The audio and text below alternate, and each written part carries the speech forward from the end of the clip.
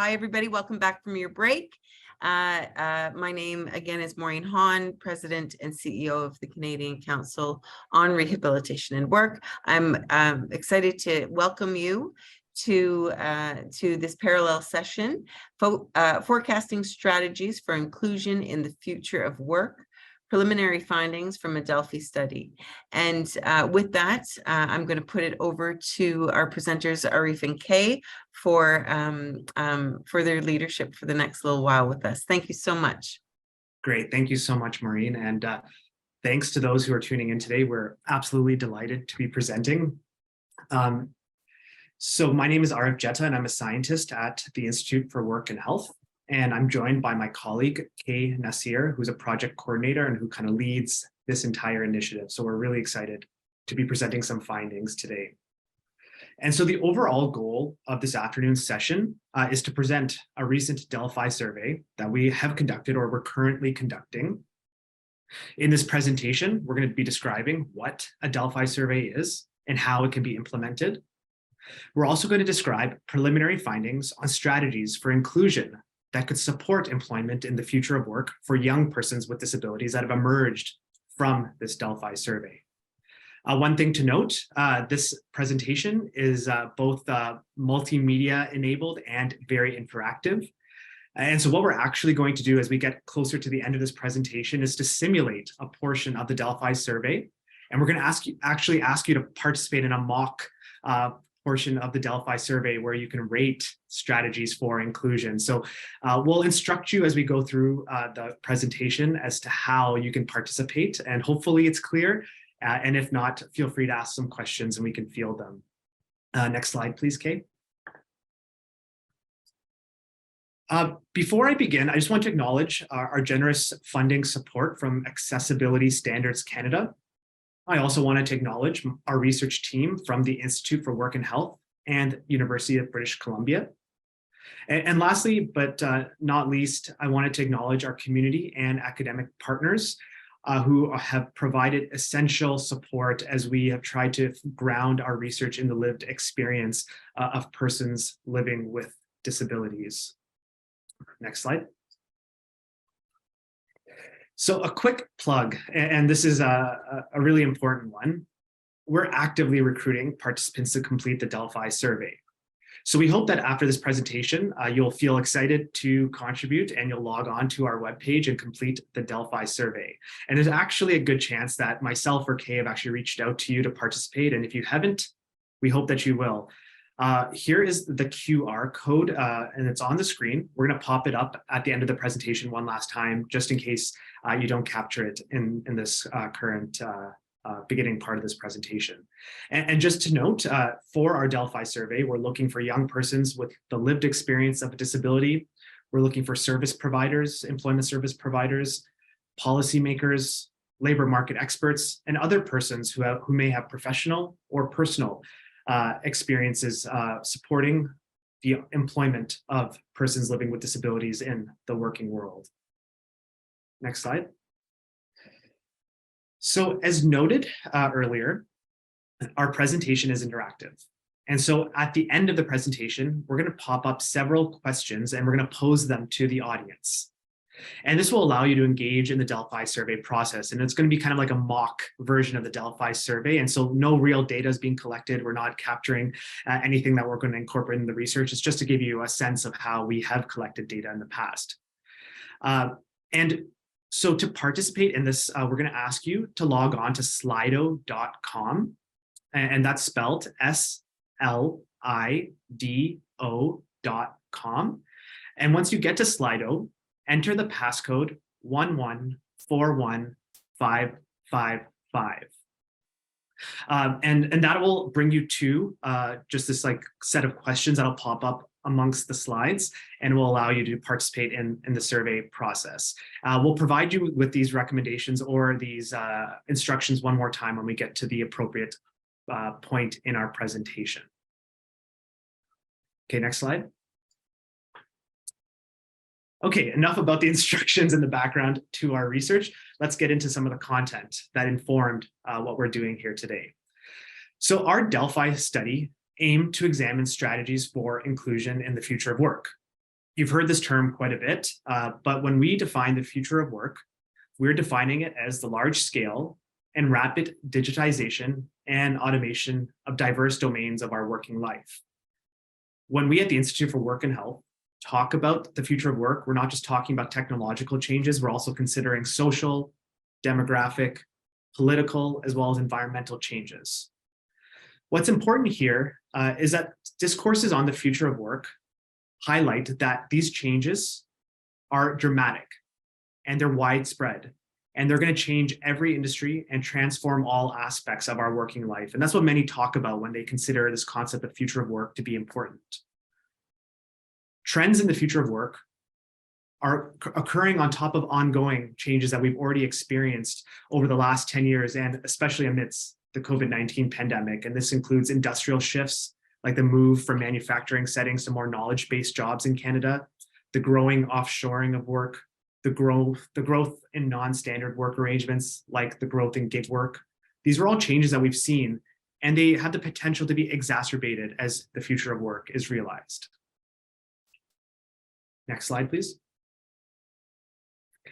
So we recently completed a comprehensive horizon scan of gray and peer-reviewed research in social media to examine aspects of the future of work that could emerge and contribute to adverse conditions for workers, in particular workers living with disabilities. Our team identified 9 key macro trends representing social, technological, political, as well as environmental domains that characterize the future of work. Examples of trends included the digital transformation of the economy, the growing application of artificial intelligence to automate work, climate change, and the green economy, just to name a few. Of note, our study highlighted that these trends were interrelated and could individually as well as collectively contribute to challenges and opportunities in the future of work. But it's important to highlight that there remains limited research forecasting how people living with disabilities might be affected by these trends in the future of work, as well as the specific strategies that could support employment as these future of work changes emerge. And so these trends were presented to participants in our Delphi survey to foster thinking about the potential changes that could emerge on the horizon and get people thinking from a future-focused perspective. Next slide. And so that brings us to our objectives, why we conducted our Delphi survey. And so the first objective was to collect insights on key challenge areas for the inclusive employment of persons living with disabilities in the future of work. The second study objective was to identify and build consensus on the strategies that can facilitate inclusive employment of persons living with disabilities that are resilient to changes in the future of work. And when I talk about strategies, I'm talking about them from like more of a broader perspective. So I'm thinking about workplace supports, labor market policies, as well as community-based programs. So a suite of strategies that can support employment in this changing labor market context. So with that, I'm going to turn it over to Kay to talk more about the study methodology in greater depth. All right, thank you, Art. So I'll first start by providing a brief description about what a Delphi survey is and why it's used in research. So Delphi surveys are a series of questionnaires that gather feedback from experts on a particular issue in order to make forecasts about the future. A Delphi study has at least 2 rounds of surveys, and the questions for each round are built on the previous round's findings. Participants have the opportunity to see the anonymized result after each survey round and can reflect on and reconsider their own answers after seeing the other responses. The aim of a Delphi survey is to establish consensus among experts over multiple stages of questionnaires on a given issue. A key strength of the Delphi method is that it can minimize bias in the findings by encouraging participants to consider other opinions and evolve their own answers if needed. The Delphi survey is a well-established method that has been used in research across many fields, including healthcare, technology, and finance. In our study, we conducted 2 rounds of a Delphi survey spaced about 6 months apart. In the first round, we asked participants to discuss the impacts of the 9 macro future of work trends that were described earlier on young people's employment opportunities, and to share recommendations that would support them and are also resilient to changes in the future of work. In the second Delphi survey, participants are then asked to rank the recommendations that were suggested in the previous round in order to build a consensus.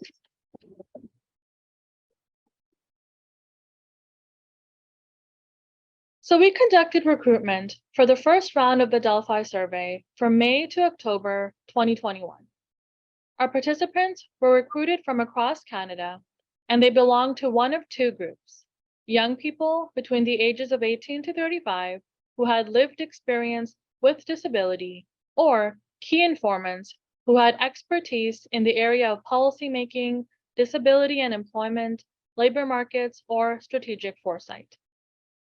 In total, we recruited 125 participants, out of whom 77 were key informants and 48 were young people with lived experience.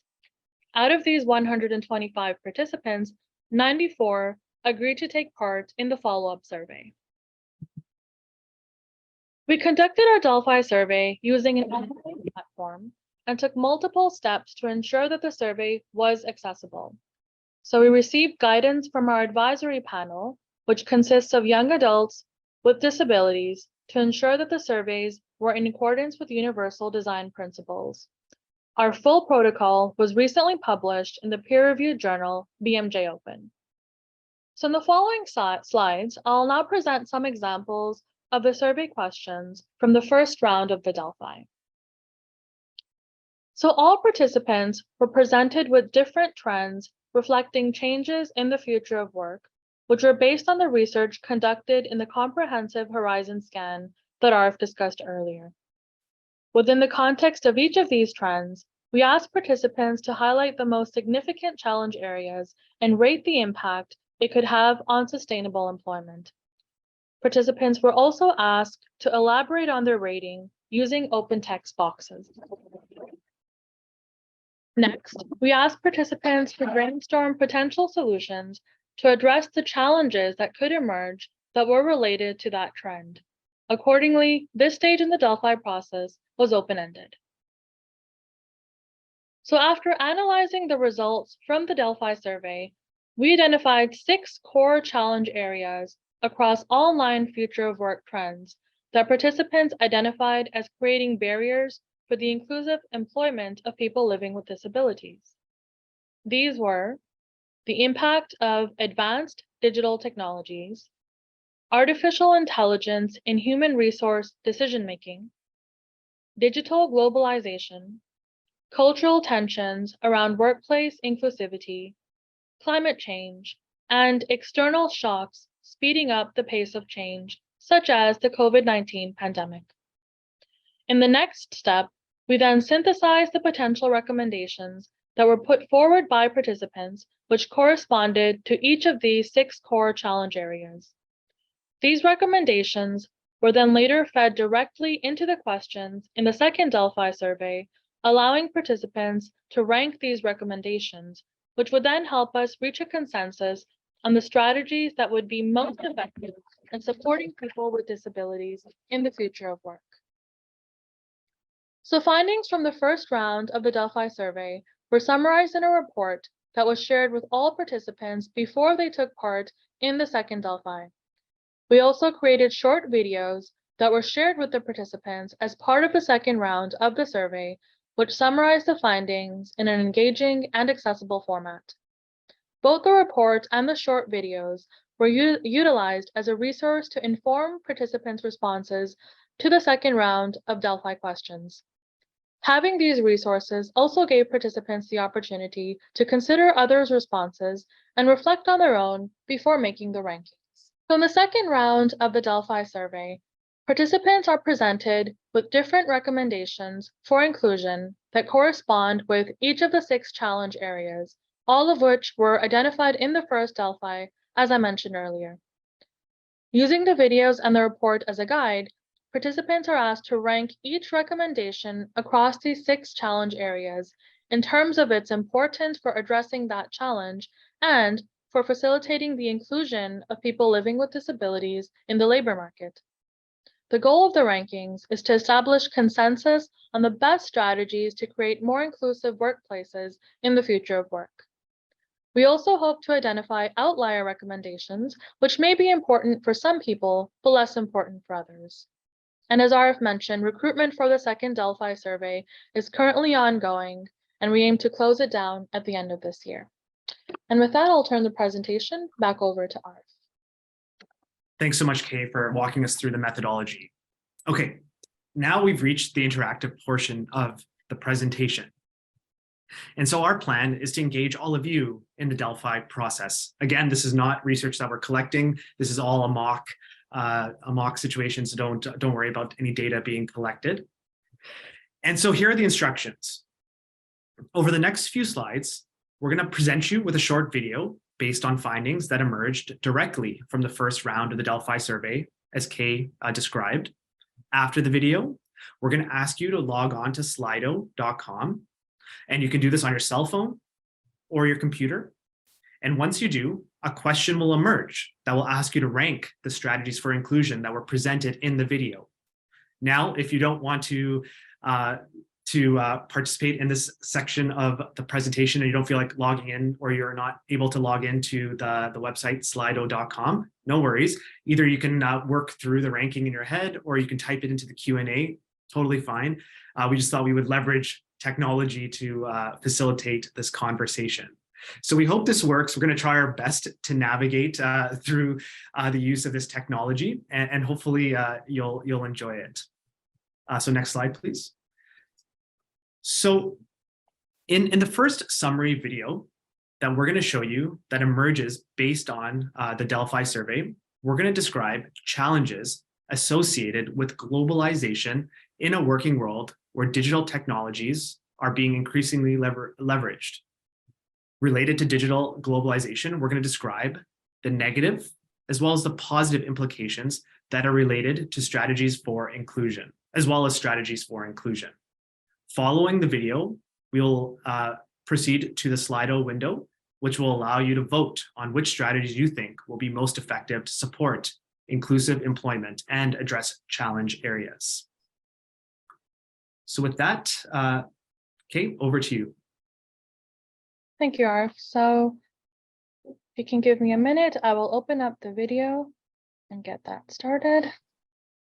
Sure thing. And this is us just navigating the multiple media forms that we plan to use in this presentation. So just bear with us for 1 second and we will get this going. Thank you. And I'll start the video now. What challenges do young people with disabilities face in the future of work? Researchers at the Institute for Work and Health have identified several key ones and some potential solutions. Challenge 3: Digital Globalization. We're heading into a new form of globalization driven by advances in digital technology worldwide. In tomorrow's globalized marketplace, work can be done virtually from almost anywhere in the world. Freelance and contract work can be open to bids from anywhere. All workers in the future will need to learn new skills to adapt and compete in tomorrow's version of globalization. For young people with disabilities, these changes can have upsides and downsides. Upsides include more opportunities to work anywhere, more flexible and accessible work conditions, more training opportunities to help workers compete, and greater value placed on diverse soft skills that computers can't replace. Among the downsides, more competition for jobs from around the globe, fewer opportunities for people without the needed job skills, poor job conditions for people whose employers are in countries with weaker protection, and training that may be too focused on employers' short-term needs. What are some potential solutions? Here are the main ones we heard in the first round of a survey of diverse stakeholders. Update school curriculums to help young people meet the demands of a global economy. Offer financial support to young people with disabilities to help them compete for jobs. Promote the hiring of local workers. Regulate the outsourcing of jobs. Raise and enforce minimum standards around the world on accessibility and worker rights. Which of these solutions do you think we need the most to ensure the success of young people with disabilities in the future of work? Make your vote in our survey. To learn more about our survey results on creating inclusive workplaces in the future, read our report online. All right, Thank you. back over to Arif. Thank you so much, Kay. So just to note, all the findings that were presented in that video emerged from the first round of the Delphi survey. So now we're going to take you to the next slide, which is the interactive component. So Kay, if you could advance to the next slide, please. So if you could log in to the Slido at slido.com, enter the passcode 1141555. You'll be able to vote and rank the strategies that you think are most important. You can click on the strategies based on the order of importance, 1 being most important, 5 being least important, and you can adjust your ranking by selecting the strategy and moving it or dragging it up and down. Make sure you press submit so we can have it on the screen, and hopefully folks can see the findings as they emerge. And if you don't want to access Slido, that's totally fine. I know some folks are typing in their answers on the chat, which is totally fine as well.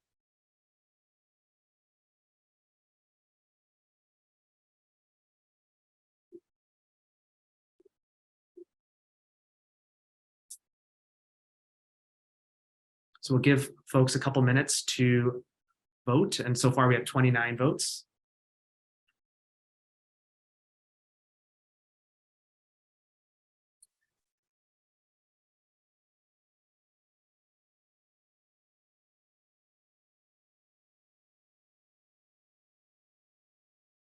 Okay, well, great. So it looks like amongst those who voted,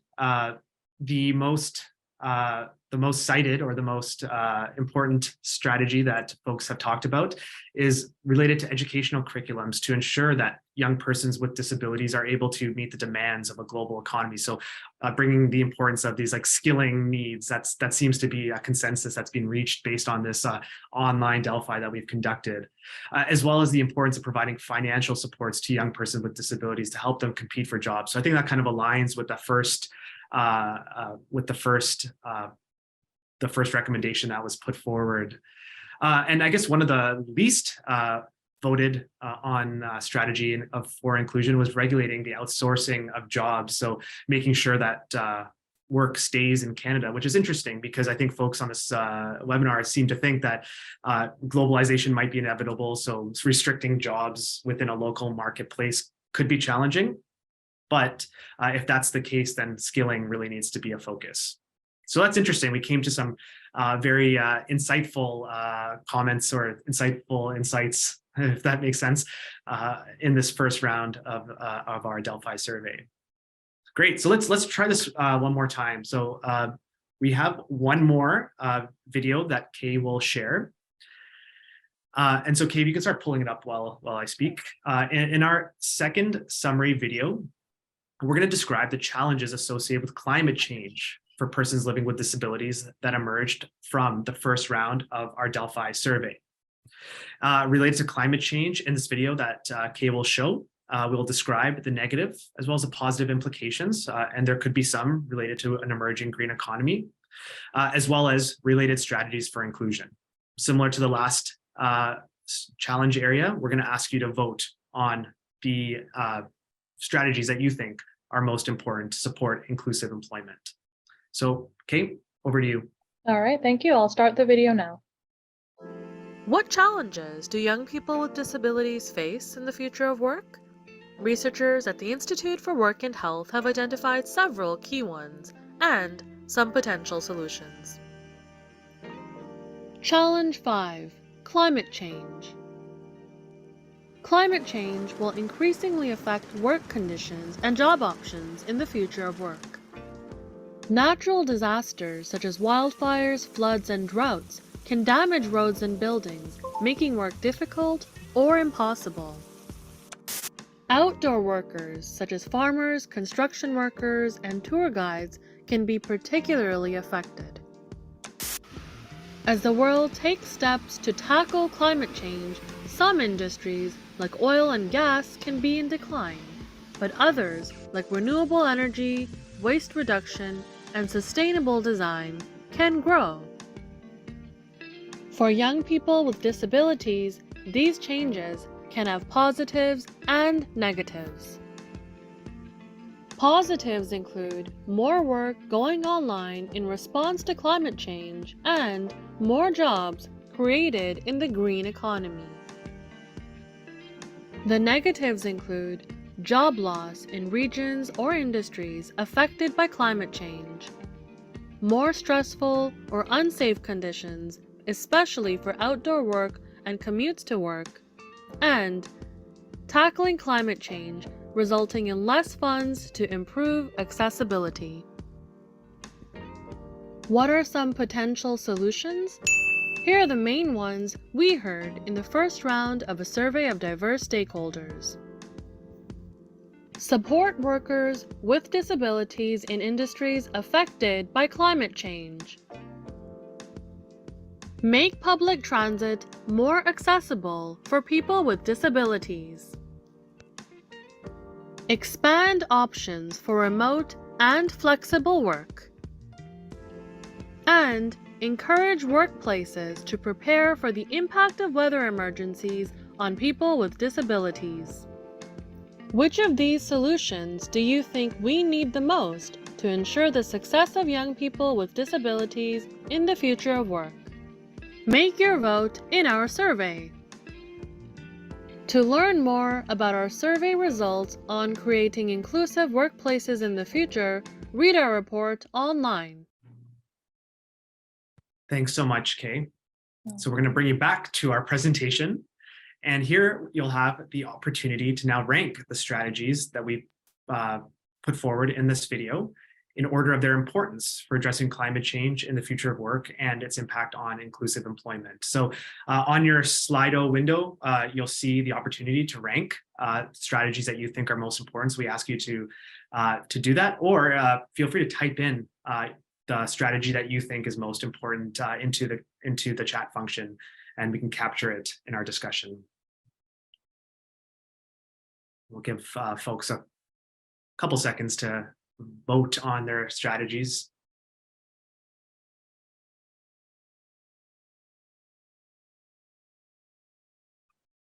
So lots of activity, which is great.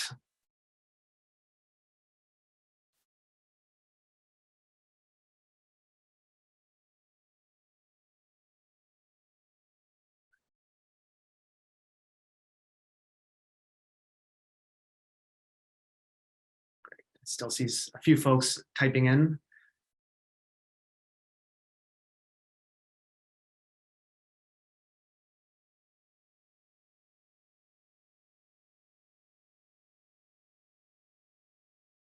Great. Okay, so based on the activity in the Slido and on the Q&A, it seems like the options for remote work and flexible work arrangements that have emerged as a result of potential climate crises seem to be an area of potential interest for folks on this call, which is quite interesting, as well as to support workers with disabilities in industries that are at greater risk of being affected by climate change. So those who are working outdoors, those who might be working in fields that might be changing as a result of the green economy. So definitely something to be concerned of, especially in different regions of Canada where which might be kind of more heavily invested in certain industries that are at stake. And amongst maybe the least important, but definitely something that a lot of folks talked to us about in our first Delphi survey was the importance of making public transit more accessible. And just to give you some context as to why this was on this list is that folks described the fact that in response to climate issues, there might be greater focus on public transit. And if that is the case, investing in accessible public transit was critical. But it seems like in terms of inclusive employment, ultimately comes down to the work arrangements and making sure that folks with disabilities who are working in high-risk industries are protected. And I think those are critical, especially with an emerging climate crisis. All right, okay, so the next slide. Okay, so this is our last interactive feature. And again, if you don't feel like using the Slido, feel free to type it in the chat box. But one of the things we were curious about is as you were engaging with those first two challenge areas and you were ranking your strategies, what were some of the kind of key factors that allowed you to rank one strategy as being most important versus the other? Was it really about the importance of the work environment? Was it about policy structures? So in your Slido window, you should see an open-ended text box. Feel free to maybe type in some of your insights, like what popped into your mind as you were voting? What were some of the key factors that you thought were critical in creating your rankings? Great, so someone talks about safety as being a key issue, and I think that's critical. Persons living with disabilities are definitely vulnerable to health and safety issues within the work environment. Yeah, so biggest reach, another person talks about what could help people the most. Access and supports, ensuring that persons living with disabilities have access to emerging job opportunities. And I think that was important, especially with regards to globalization. How to make employment more accessible. So thinking about this accessibility piece was front and center for many participants. So lots of different things, physical accessibility and flexible opportunities. So we're seeing some key themes emerge amongst folks who voted with regards to access, safety, and flexibility in working arrangements, which is kind of the synthesis that seems to be occurring. I'll let folks who are typing have the opportunity to chime in because this is really interesting stuff. And again, we're not capturing any of this data. This is all just for the purposes of this presentation. And it's anonymous, as you can see. So we don't know who's voting on what or who's noting what. Accessibility, universal design, help everyone. And that could be the biggest bang for buck. The economic impacts are key as well. Concerns about how remote work takes people dealing with disabilities out of the public sphere and workplaces. So that was a concern for one person. And that's an interesting one. And I'm sure that emerged during the pandemic as a lesson learned and one that we need to think about as we move into understanding how other transformations impact working situations. Ownership, accountability to ensure no further damage is being done. After all, there will be no jobs in a disaster. That's a great perspective. Isolation in the digital world, so ensuring that folks aren't isolated, so protecting against that, ensuring that they have the opportunity to engage in emerging employment opportunities. So here's an interesting one, and one that's popped up in a lot of our research is ensuring proper equipment, bandwidth, and tech support. So making sure there's digital equity for persons with disabilities. Again, the benefits of working from home versus thinking about more inclusive workplaces. So if folks have to work hybrid, the opportunity for inclusivity within that physical work environment, as well as inclusivity within their working from home environment. Okay, I see two more people typing, and after that, we'll kind of move to the next slide. So I'll give folks, the last few folks, the opportunity to voice their.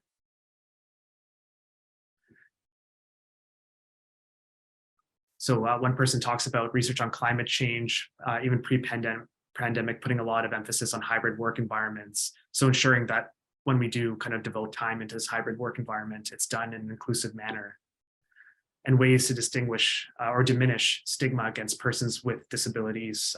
That's definitely critical, especially as the world of work is changing. So it's interesting that those are the thoughts that kind of went into your voting as you talked about what strategies would be important for both globalization and the climate crisis. And I see folks on the chat are talking about flexibility is also being important. So some key themes, and you can kind of see them across the top: access, workplace factors, flexibility, safety, and just supporting people across the diversity of our work environments. Those are critical. So Kay, I'm going to ask you to kind of move to the next slide, if you don't mind. Sure. Okay, so you got a flavor for what we're trying to accomplish and what we've been up to over the last few years as we've conducted this Delphi survey. So just to note, the Delphi is currently underway. And our goal, again, is to generate consensus-based recommendations for persons living with disabilities that can promote inclusion now and in a changing labor market. We're going to actively recruit participants who might be willing to contribute to this consensus building process. And in the next slide, I'm going to flash the QR code one last time so you can log in and participate. And recruitment will take place from now until the end of the year. So you have a few more weeks. If you want to spend your holidays participating in our research, that's open to you. And you might be asking, what are we going to do with all these insights? And what we want to do is to develop a toolkit of strategies that can be used to support inclusive employment that's relevant for current and future working contexts. And we want to disseminate that toolkit widely. And we want to make it relevant for policymakers, employers, employment service providers, and persons living with disabilities. So the goal is to take these insights and make them usable in the field. Also, in the winter, we're going to be taking some of our recommendations to employers and discussing those opportunities and the challenges of implementing those recommendations within workplaces. So we really want to realize how these strategies can fit within the work environment. So if you're on this call and if you're an employer representative or have insights regarding the future of work and its impact on persons living with disabilities, please send us a note. We would love to include you in our study, especially as we start talking to employer groups, because that's critical. If you go to the next slide, Kate. So here's our Delphi survey. The QR code is on the screen, or you can email me at ajetha@iwh.on.ca. And I'd be happy to send you a direct link to the survey, or I'd be happy to answer any questions that you might not feel comfortable asking on the Q&A. So with that, I just wanted to again thank you for participating and for navigating these technological adaptations that we added to this presentation. And we hope that it wasn't too cumbersome, and we realize that perhaps we can adapt this moving forward. But we thank you for participating in our mock Delphi survey.